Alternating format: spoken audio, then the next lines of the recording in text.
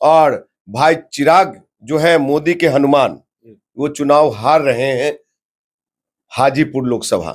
जी, ये दावा आप कर रहे हैं? दावा नहीं, 1100% डंके की चोट पे मैं कह रहा हूं कि भाई चिराग पासवान चुनाव हार रहे हैं। अगर वो चुनाव जीत गए हाजीपुर से तो मैं हाजीपुर लड़ना छोड़ दूंगा मैं। हाँ, ये जमुई को वो कोयटो जापान बना दिए थे, वहां कुछ काम नहीं किया। जमुई को 50 साल पीछे छोड़ने का काम किया, जिसका मेडल इस बार हाजीपुर की जनता देगी। वो चाहे लवकुश हो, चाहे पासवान जाति हो, चाहे अति पिछड़ा हो, सब लोगों ने संविधान बचाने के लिए, आरक्षण बचाने के लिए, गरीब शोषित मजलूमों का हक अधिकार बचे, युवा नौजवानों को ज्यादा से ज्यादा रोजगार मिले, इसलिए एक बदलाव की लहर थी। बदलाव हो चुकी है। अब राजकुमार पासवान जी, आपके पसंदीदा विषय पर आते हैं, हाजीपुर की बात करते हैं। अब जाहिर है हाजीपुर में आपने चुनाव लड़ा है तो आप अपनी जीत का दावा करेंगे, करनी भी चाहिए, लेकिन हम चाहेंगे कि ईमानदारी से आप जवाब दें। नेता की भूमिका में भी हो, राजनीतिक विश्लेषक की भी भूमिका में हो, दोनों भूमिकाओं में आप हाजीपुर को समझाने की कोशिश करें, हाजीपुर के चुनाव को समझाने की कोशिश करें हमारे दर्शकों को। क्या स्थिति रही है हाजीपुर में, जातीय समीकरण क्या रहा है, किसका पलड़ा भारी देख रहे हैं, कैसी स्थिति रही है, आपने चुनाव लड़ा है वहां पर? देखिए, हाजीपुर के संदर्भ में मैं इतना ही कहना चाहूंगा कि मैं लगातार ये तीसरी बार लड़ा हूं मैं। आज क्षेत्र छोड़ करके मैं जमुई नहीं गया, बल्कि जमुई का सांसद हाजीपुर आए, और हाजीपुर कौन सा मॉडल लेकर के आया? वो क्या विकास मॉडल? हाँ, ये जमुई को वो कोयटो जापान बना दिए थे, वहां कुछ काम नहीं किया। जमुई को 50 साल पीछे छोड़ने का काम किया, जिसका मेडल इस बार हाजीपुर की जनता देगी। वो चाहे लवकुश हो, चाहे पासवान जाति हो, चाहे अति पिछड़ा हो, सब लोगों ने संविधान बचाने के लिए, आरक्षण बचाने के लिए, गरीब शोषित मजलूमों का हक अधिकार बचे, युवा नौजवानों को ज्यादा से ज्यादा रोजगार मिले, इसलिए एक बदलाव की लहर थी। बदलाव हो चुकी है। और भाई चिराग जो है मोदी के हनुमान, वो चुनाव हार रहे हैं हाजीपुर लोकसभा। जी, ये दावा आप कर रहे हैं? दावा नहीं, 1100% डंके की चोट पे मैं कह रहा हूं कि भाई चिराग पासवान चुनाव हार रहे हैं। अगर वो चुनाव जीत गए हाजीपुर से तो मैं हाजीपुर लड़ना छोड़ दूंगा मैं। अगर वो चुनाव जीत गए तो आप हाजीपुर से चुनाव नहीं लड़ेंगे? साहब, अगर खेला ही कर देंगे ये लोग, उधर अमित शाह जी, नरेंद्र मोदी और नीतीश कुमार जी और जिला कलेक्टर और राजभवन जिस तरह से बैठ करके रात दिन ये लोग सेटिंग गेटिंग में लगे हुए हैं, तो अगर इस तरह की होगा। लेकिन आपको बता दूं, चिराग पासवान वहां पे 35,000 से लेकर के 1 लाख वोटों से हारेंगे। वो जीत कौन रहा है? जीत का सेहरा जिसके ऊपर बने।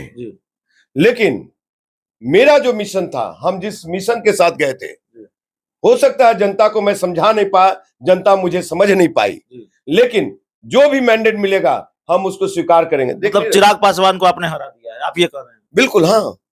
चिराग, और एक चीज और बता दूं कि आप कुछ दिन पहले एक खबर बड़ा आप ही मीडिया लोग दिखा रहे थे कि एकाएक मुख्यमंत्री आवास पे आज से 5 दिन पहले मुख्यमंत्री आवास पहुंचते चिराग पासवान साहब। किस लिए गए थे? हमारे सूत्र ये कहता है कि भाई चिराग पासवान नीतीश कुमार के सामने गिड़गिड़ा रहे थे, बिहार के पासवानों की पगड़ी उनके नीचे रख दिया, इस बार भर चचा इज्जत बचा दीजिए।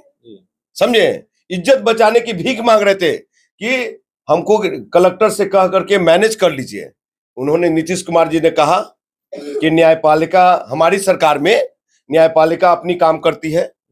ये तो राजनीतिक बयान हो गया, अब इतनी अंदर की बात आप कहां से ले आए? सब सूत्र आपके पास होता है, मेरे पास सूत्र नहीं है क्या? मेरे पास भी सूत्र है, और राजभवन से लेकर के मुख्यमंत्री सचिवालय तक है, मुख्यमंत्री आवास तक है, प्रधानमंत्री तक रखते हैं हम मादा। इतने बड़े सूत्र हैं साहब, आंदोलन से निकले हैं। अच्छा, सुनिए, इसको कंप्लीट होने दीजिए। आपको बता दो कि नीतीश जी का 2 टूक जवाब रहा। उन्होंने कहा हमारी सरकार में कोई गलत नहीं होता। जब आप 20 में हमको हरा रहे थे अमित शाह और मोदी जी के कहने पे, तो हम चाहते तो 80 का 80 सीट जीतवा लेते। लेकिन कहीं अगर गलत हुआ हो, कोई कलेक्टर को मैं फोन किया हूं, तो आप बता दीजिए। जो जनता ने जनादेश दिया है उसको हमने स्वीकार किया। चिराग बेटा, आप भी स्वीकार कीजिए, मुंह लटका के आ गए। चिराग पासवान की पार्टी के एक जिलाध्यक्ष, जब आपसे बात हो ही रही है तो हाजीपुर का मामला है, बात हो जाए।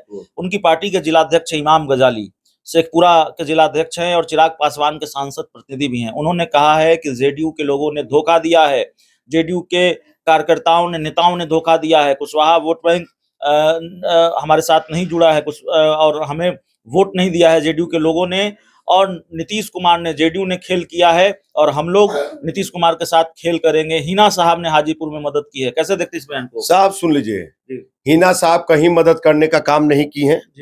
आपको सीधा सवाल करूंगा, मैं सीधा जवाब दूंगा। आपको बता दूं कि एक तरफ ये अगर लोजपा रामविलास के लोग कह रहे हैं कि जेडीयू वाले ने धोखा दिया है, तो भाजपा वाले कौन से गले लगा लिए? भारतीय जनता पार्टी के जो कार्यकर्ता था, ये लोजपा रामविलास के लोग, उनको मान सम्मान दिया क्या? मेरे पास फोन आते थे कई लोगों का कि राजकुमार जी ये कैसा नेता है, ऐसा नहीं है। तो इनके अपने लोग भी चिराग के लिए काम नहीं किया है। आप कह रहे हैं कि जेडीयू ने ही नहीं, सिर्फ जेडीयू ने ही नहीं, बीजेपी ने भी चिराग के साथ बिल्कुल किया है। भारतीय जनता पार्टी के पूरे नित्यानंद राय जी का कहां आप देखे हैं? एक रोड शो, एक प्रोग्राम, दूसरा मोदी जी के साथ, तीसरा कहीं वोट मांगने गए हैं क्या नित्यानंद राय जी? अब बता दीजिए, रिकॉर्ड अब खंगाल करके बता दीजिए। बड़े बड़े कद्दावर नेता लोग नहीं गए, और इनका काफिला में भीड़ होता था चिराग भाई का? एकदम नहीं। तो आपको बता दो कि दावे के साथ कह रहा हूं कि चिराग पासवान, जो 4 तारीख का ईवीएम खुलेगा चिराग पासवान के नाम से, उससे जीन निकलेगा, और जीन होगा कि चिराग पासवान जी हार गए हाजीपुर। चिराग पासवान हाजीपुर हार गए हैं, ये राजकुमार पासवान का दावा है। इस रिपोर्ट में इतना ही। बहुत बहुत धन्यवाद।